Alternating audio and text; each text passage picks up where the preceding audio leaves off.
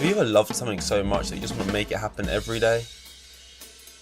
Me neither. This is a podcast a day. Pod a day. 303, 4.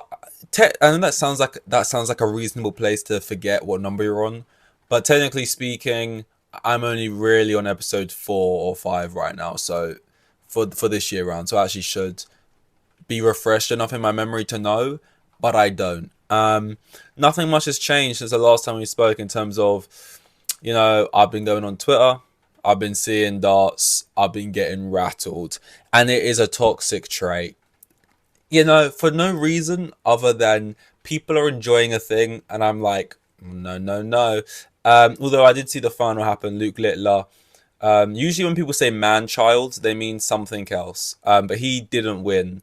And, I actually felt kind of like upset about that. I was kind of actually keeping tabs. It's like I would see Sky Sports darts and they'd be like posting stuff I don't understand. Like, oh my God, he's just pulled out a big fish. I don't know if that's like if that's like, I don't know what that is, Um,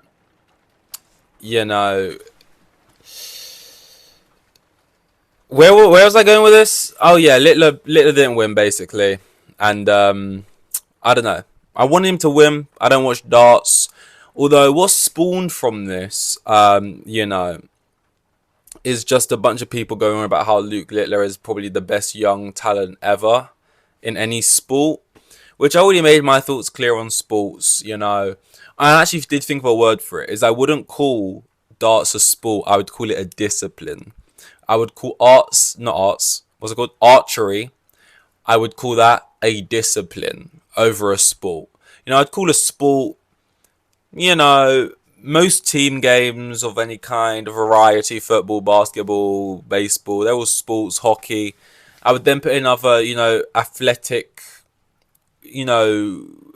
physical stuff. Like I'll put in, I'll even put in some stuff that, you could, like I'd put in something like canoe, was it canoe slalom?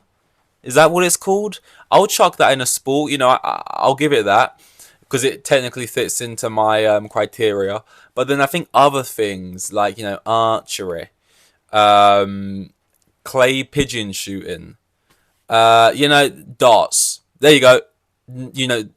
Like to me, darts is more closely associated, or to me, it's more, a close cousin to darts would more likely be something like pool, snooker, chess, Rubik's Cube, right? Those things feel closer to me than comparing darts to like tennis or football.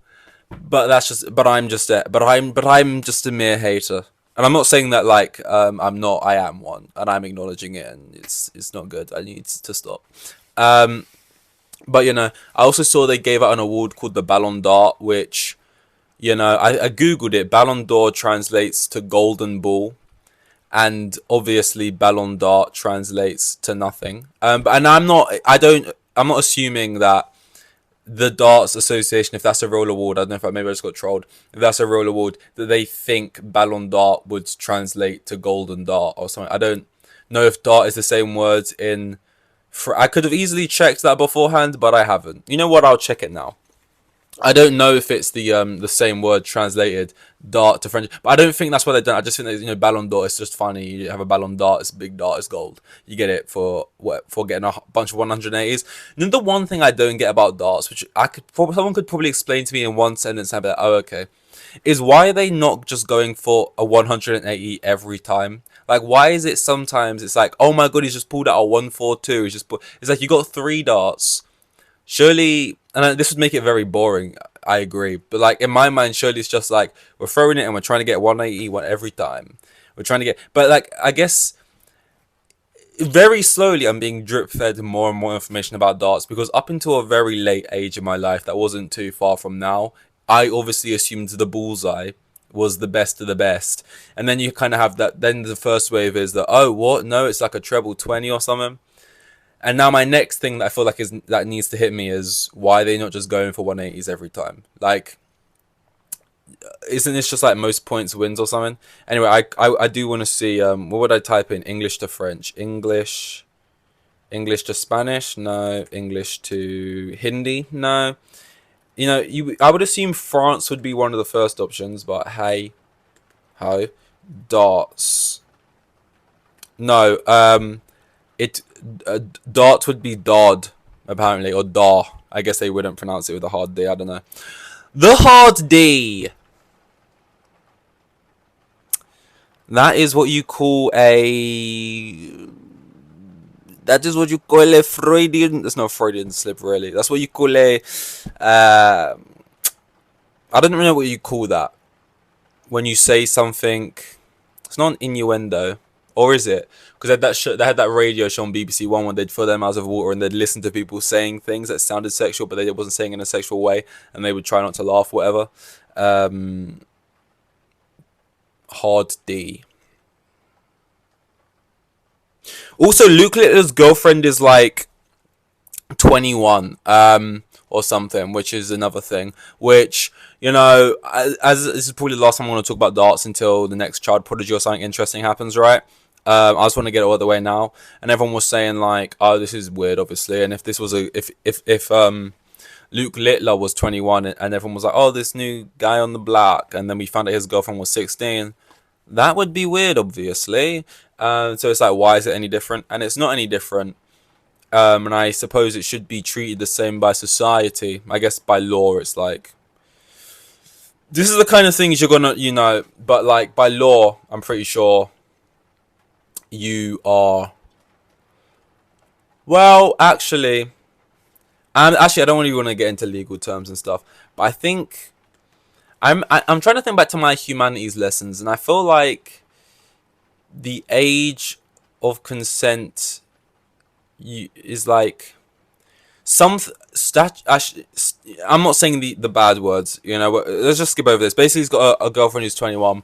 It's weird, it's dodgy. Whether it's technically allowed or not, we wouldn't like it, or you know it's a bit weird. But although I'm acknowledging that, obviously if it was the other way around, it'd be looked at a lot worse, right? You can't help, and maybe this is just the way we have been molded, or for some reason we think this, but like, it doesn't seem as bad, right? Like, yeah, she's older, she's 21. It's like, obviously this isn't fair and equal, what I'm saying right now, but like, it just doesn't seem as weird. And I don't know why that is. I don't know if maybe if that's double standards, which it is probably, but or if there's a reason, which isn't just like an external reason, like because you've seen TV and this and that and media has made you think that, have these double standards, whatever, or if there is actually a reason why naturally you just don't think it's as gross than when it's the other way around. I still think it's let's just say not ideal. Well, not ideal. Anyway, I don't like this. Where's my notes? I'm nothing without them. I say notes. They're literally bullet points, and none of them are longer than 2 words. This actually makes me want to lead into another thing as well, because people were saying Luke Littler, he's like the best young dart. He's the best like prodigy in a sport. We've never seen anything like this, right? Their argument being, he's competing at the very top. He's in the final of something, and he's 16, right? And, people are trying to compare it to like, well, Jude Bellingham was bossing it, carrying a whole team on his back, doing this, whatever, in the championship at 16. And people were saying, yeah, but that wasn't the peak of the sport. He wasn't in World Cup finals bossing it at 16. He was doing it in the championship. And, and this is where again, it's like, I'm not hating on darts, what I am kind of, but at the same time, it's like, are we, we have to allow for some, relativity here, relatively, like, yeah, you're at the pinnacle of darts, but what, Jude Bellingham is not at the pinnacle of football at that time as a 16-year-old, but what he's doing is arguably still more impressive. Emma Raducanu won the US Open at 18, I think, and people would argue she didn't actually face anyone. She didn't face like a seeded tennis. I don't watch tennis. A seeded tennis player who wasn't like higher than ranked 15 or something in the world. I would still argue that winning an open, what a lot of people consider to be the hardest sport. Um, which I don't know if that's just people saying that because it's their favorite sport. Because a lot of people do that. Whichever their favorite sport is, they just say is the hardest sport. But like a lot of people I've heard recently say is that tennis is like the hardest sport, or one of them at least. So I would argue Emma Raducanu winning a US Open at 18 is more impressive than Luke Littler getting into the darts final at 16. I'd argue it's a lot more impressive, So it's hard to say. It is hard to say because I'm probably undervaluing darts a lot. But at the same time, it's like, I don't know. These disciplines, these disciplines. Um, what else should we go on about here? Um, I got two things. I don't know which one I want to go with. This thing's kind of old, so I kind of just want to get this out of the way now because this isn't a new thing. It's Kanye West related. Kanye West, that video which you probably saw about 3 weeks ago, where he's like in a room and there's like people there and he's like having it's hard to say. Kanye fans would tell you he's having an episode. Maybe you know brain people, health people, doctors is what the word I was looking for, would tell you the same thing. I don't know. I don't really know much about it. And everyone else would tell you he's just being Kanye West. But yeah, having an episode or whatever and like rambling on about, I don't know. I didn't watch the video. I just read the. This is part of the problem with our generation. We don't watch the videos. We just read a caption and then we extract our thoughts on something without even getting the full context. I understand. I'm part of the problem. But yeah, no, he was like rambling in a room about something for like what seems to be like the vibe really was this is like a 3 minute video, and you're watching the last 3 minutes of the rambles that went on for about like pushing 30 at this point. And at first it's like we're all in this room and Kanye is obviously the guy in this room. Like maybe I'm doing well in my life. Like I'm sure everyone in there is doing well in their own life. It's like I'm a stylist. I'm doing really well. Like I'm styling this person. I'm pushing towards the pinnacle of my job lane. And then you got this other guy over here, and he's like, I'm a producer. I'm doing but like Kanye is like still the guy though in that room. Like he is one over everyone. So everyone's listening to it. It's like, oh, I heard that this might happen. When I told my friends I was chilling with Kanye, they told me something like this might happen. And he was like going on and on. I don't know what it was about, like Jewish people maybe.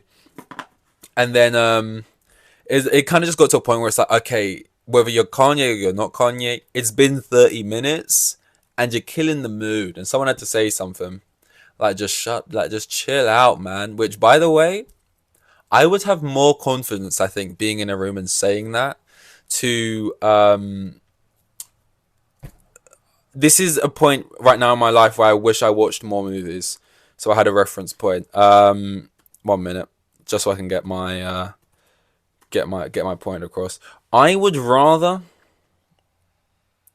No, sorry. Oh wait, no, go back. That had it down there.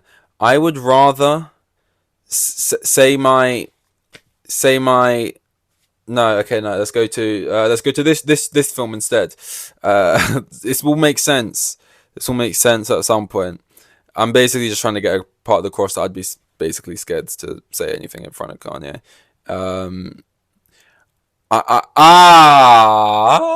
Okay, I found it. I would arguably feel less scared to say it in front of Tony Soprano than Kanye West. That's not true. Tony Soprano would. I've never seen The Sopranos, but he would probably shoot me dead. I don't know what the show's about, but it's like gangs and shit, right? But I also just feel like Kanye, his response was, shut up and sit down before you get exiled from this room, from ever working in this industry again, from your own life in your hometown, from your own family. I don't know how deep that goes, but he was being honest, I think, and I don't like that. That scares me a bit. Like, here's the thing, right? Is Tony Soprano, in my mind, I've never seen this one. It's like he's like a big cartoony gangster, and he'll say, "What'd you say to me?" And he would point like a revolver at me and say it again, boy, dance for me, and then he would shoot me in the head or something. Very very standard stuff of very very typical stuff. Whereas Kanye West says, "Sit down and shut up before you get exiled." Now that's just alluding to something, but my mind's running wild. Like it's a more abstract way of just shooting me in the face, and I don't like it. But luckily, not luckily actually. What the fuck am I saying?